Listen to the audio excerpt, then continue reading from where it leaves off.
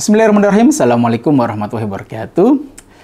Alhamdulillah wassalatu wassalamu ala rasulillah amma ba'du. Jamaah nunduk, nunggu beduk, magnet rezeki dimanapun Anda berada.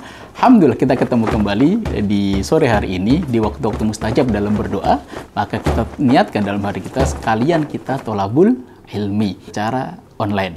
Dah. Hari ini kita akan bahas sedikit tentang hadis yang disampaikan oleh sahabat Ibnu Abbas. Beliau pernah menceritakan, Innal jannata latazayyanu minas sanati ila sanah li syahri Ramadan.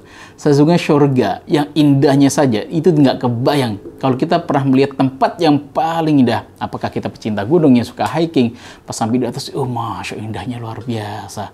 Tempat yang terindah bagi saya adalah ketika naik Gua Hiro. Masya Allah dari atas tuh pemandangan pagi indahnya luar biasa. Ya Allah, indah banget ini. Dan tempat itu nggak ada apa-apanya dibandingkan dengan keindahan surga. Surga itu benar-benar indah, sampai nggak kebayang. Batas imajinasi keindahan kita nggak akan sampai ke situ. Tetapi surga yang indah itu, latazayyanu minas sanati ila sana. Dia selalu berhias, dia selalu make up dirinya, selalu memperbaiki dirinya. Untuk apa? Untuk menyambut bulan suci Ramadan. Wa inna hural aini, sesungguhnya bidadari itu pun sama, dia selalu berhias, dia selalu mempercantik dirinya dari tahun ke tahun. Untuk apa? Li syahri Ramadan, untuk menyambut bulan suci Ramadan. Bagaimana mungkin surga dan bidadari aja bersiap-siap untuk menyambut bulan suci Ramadan, dan kita yang di dalam bulan suci Ramadan saat ini kita santai-santai saja? Pastinya tidak, kan? Maka kita mengisinya dengan amalan-amalan yang terbaik. Maka ada menarik juga lanjutan dari hadis itu, fa idza dakhala syahr Ramadan, ketika masuk bulan suci Ramadan, qalat al jannah, surga berkata, surganya doa, Allahumma ja'al lana fi hadha syahri min ibadika sukana. Ya Allah, jadikan ya Allah di bulan suci ini ya Allah dari hamba-hambamu menjadi penduduk surga. Kalau setiap harinya kita berdoa, ya Allah jadikanlah kami penduduk ahli surga, itu pun manusia yang berdoa. Tetapi ketika bulan suci Ramadan gantian, siapa yang doa? Surga. Surga itu minta, ya Allah jadikan si fulan hamba-hambamu itu ya Allah jadikan mereka menjadi penduduk ahli surga. Yang rindu itu surganya, pengen sebanyak mungkin di antara hamba-hambanya Allah itu menjadi penduduk ahli surga. Wa yunadi munadin, maka disitulah ada seorang menyeru, ada seorang sedang menyeru, malaikat menyeru, ya baghiyal khair, wahai pencari kebaikan, akbil, ayo datang. Kenapa? Karena di bulan ini ya Allah kebaikan itu mudah dilaksanakan, ayo cepet-cepet. Semua kebaikan itu dilipat gandakan. Maka datang yuk ketika kamu ingin melaksanakan sebuah kebaikan, bersegera dalam kebaikan itu. Wa ya baghiya syar, wahai orang yang pengen melakukan niatan buruk, niatan yang gak bagus, akhir udah cukup. Kalau sebelumnya kau masih bermaksiat di bulan-bulan sebelum Ramadan, maka kalau Ramadan cukup, ini Ramadan loh. Maka nasihat itu, walillahi taqa minan nari wa dzalika kullailatin. Dan setiap malam Allah membebaskan di antara hamba-hambanya dari siksaan api neraka. Ihtiraman kepada penghormatan pada bulan suci Ramadan. Ini keutamaan bulan suci Ramadan. Maka Bapak Ibu rahimakumullah, banyak sekali hadis yang menyampaikan tentang keutamaan bulan suci Ramadan. Rasul menyampaikan, man shoma ramadhana imanan wa ihtisaban. Siapapun di antara kita, di antara kalian, dalam hadis riwayat Imam Bukhari dan Muslim, yang puasa malu udah gede, itu bukan karena iman. Kenapa kamu puasa bulan Ramadan?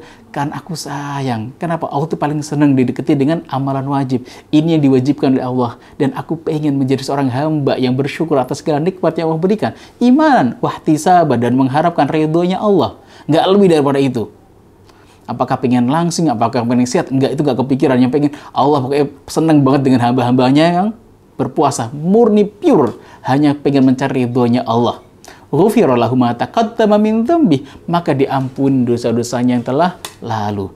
Kalaupun misalkan Ramadan yang panjang itu tidak bisa dipenuhi secara sempurna gitu kan, mungkin di antara kita ada ibu-ibu di sini.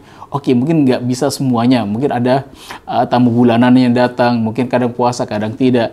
Maka ternyata ada juga hadis yang kedua, atau misalkan ada ibu-ibu yang sedang menyusui, pas yang harinya tidak bisa berpuasa, tapi masih bisa mengamalkan amalan yang lain. Maka ada hadis yang kedua, man qoma ramadhana imanan wa ihtisaban. Siapa di antara kalian berdiri ketika bulan suci Ramadan, dia qiyamul lail, dia sholat tarawih dan sebagainya itu karena mengharapkan keimanan dan mengharapkan ridhonya Allah, ghufira lahu ma taqaddama min dzambih, maka diampuni dosa-dosanya. Kau pun mentok misalkan kodaro ada kadang puasa kadang enggak karena tadi ada tamu bulanannya gitu kan, maka ada yang tiga, man qoma lailatal qadri, barang siapa di antara kalian yang bangun berdiri ketika Lailatul Qadar, dan kita nggak tahu kapan Lailatul Qadar itu, awal sampai akhir, memang diminta untuk yang lebih mengikhtiarkan adalah di 10 malam terakhir. Tapi sebenarnya bisa juga dari awal juga kita mendapatkan Lailatul Qadar itu. Maka kalaupun misalkan kita nggak bisa full penuh dari awal sampai akhir, ya qadarullah kita kok dapat pas malam Lailatul Qadar, karena iman dan ihtisaban dan mengharapkan ridhonya Allah itu, ghufira lahu ma taqaddama min dzambi, maka akan diampuni dosa-dosanya yang telah lalu. Maka Bapak Ibu rahimakumullah, di bulan suci Ramadan ini yang penuh berkah ini, semua amalan-amalan kita dilipat gandakan. Al-hasanatu asyru amsalihha. Setiap amalan itu dilipat gandakan 10 sampai 700 sampai 700 kali lipat, bahkan sampai unlimited. Semua amalan dilipat gandakan. Apalagi pas bulan suci Ramadan, amalan sunnah bernilai wajib. Yang wajib bernilai 70 kali pahalanya. Berlipat-lipat semuanya. Dan setiap amalan kita akan berlipat ganda. Dan semua itu dilipat gandakan dengan angka. Tetapi ada sebuah amalan yang itu dia spesial sendiri. Maka Allah mengatakan, illa saum, kecuali puasa. Fa innahu li wa ana ajzi bihi. Setiap amalan hamba Allah itu semua dilipat gandakan kecuali puasa.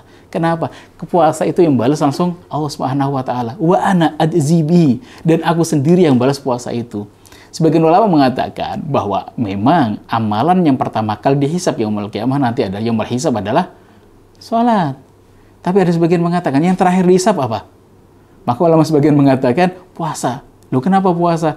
Karena malaikat aja nggak tahu pahalanya seperti apa. Yang balas tuh langsung Allah.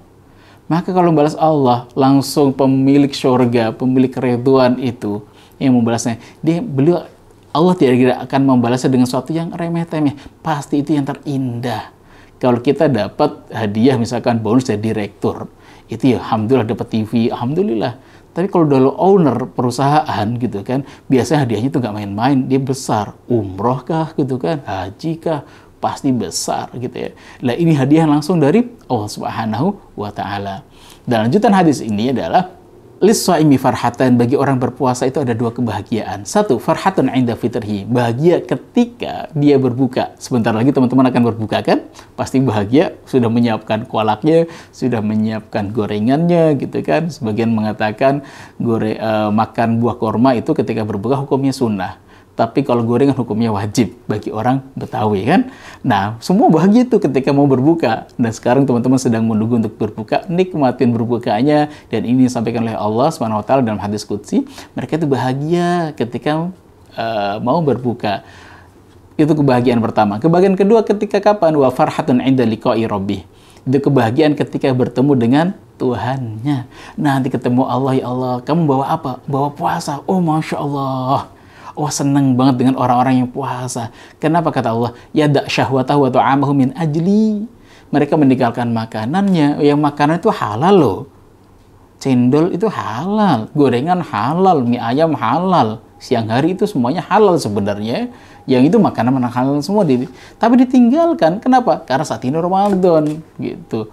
Kenapa? Karena sedang puasa. Kenapa ditinggalkan? Untuk mencari ridhonya Allah Subhanahu wa Ta'ala. Maka Allah yang balas. Pasti akan diberikan kebahagiaan nanti ketemu Allah. Bahagia. Itu pahala gede banget. Iya, pahala puasa Ramadan. Dia akan bahagia. Ini janji Allah Subhanahu wa Ta'ala. Hadis ini hadis marfu' sahih, diriwayatkan Imam Bukhari dan Muslim. Maka jemaah sekalian, yuk selamat berbahagia menunggu nunggu beduk kita hari ini, dan selamat berdoa. Dan inilah waktu yang mustajab untuk berdoa. Silahkan doakan yang dengan doa terbaik.